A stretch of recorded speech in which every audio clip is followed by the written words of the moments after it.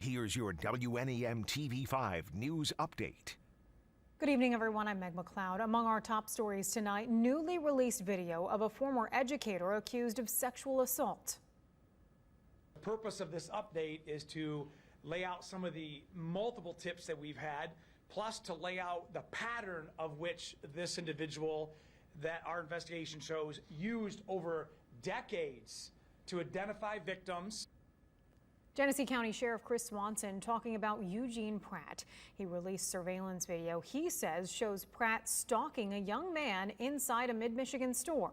57-year-old Pratt was arrested Tuesday and charged with first-degree criminal sexual conduct, accused of sexually assaulting a former student in June of 2013. Genesee County Sheriff Chris Swanson says since news of Pratt's arrest broke, they've received dozens of tips. This afternoon, Sheriff Swanson released this video from October 2019 saying Pratt targeted a young man inside a Burton Goodwill store.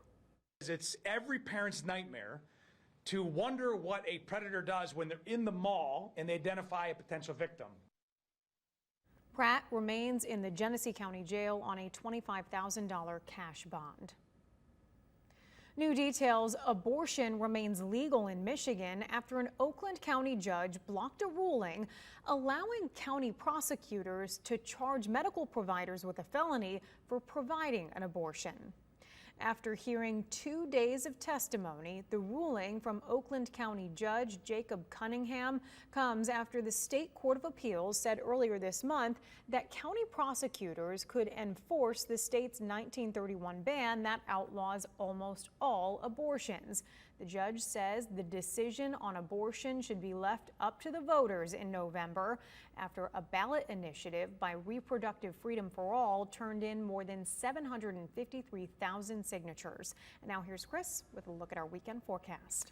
Meg, we do have a few spotty showers once again tonight, but it doesn't look like it's going to be anything that completely ruins the evening. Very similar to what we've seen much of this week. As we do head into the weekend, we expect those chances to go up. Your radar tonight does show that we've got a few cells around Gladwin County as of 6:40. Those will continue for at least a little while longer, but should fizzle out as we lose the heating of the day tonight.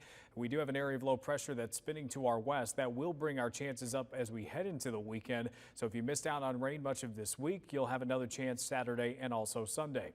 Low temperatures tonight expected to be in the 60s, so a bit warmer than we've been the last several days. Tomorrow, we expect those to go back into the 80s for the afternoon. Cloud cover will hold some locations a little bit cooler than the last few days and will also be a bit more muggy on Saturday and Sunday as well. Your hour-by-hour forecast shows we're pretty much dry through Saturday morning once anything that's out there this evening starts to come to an end.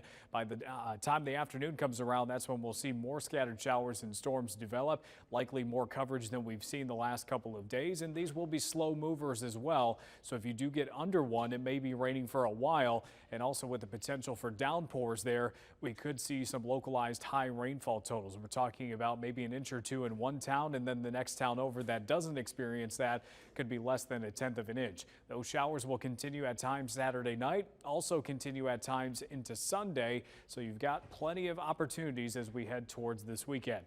Your First Warn 5 7-day forecast shows that we've got temps in the 80s much of next week, with a few small chances for showers Thursday and Friday.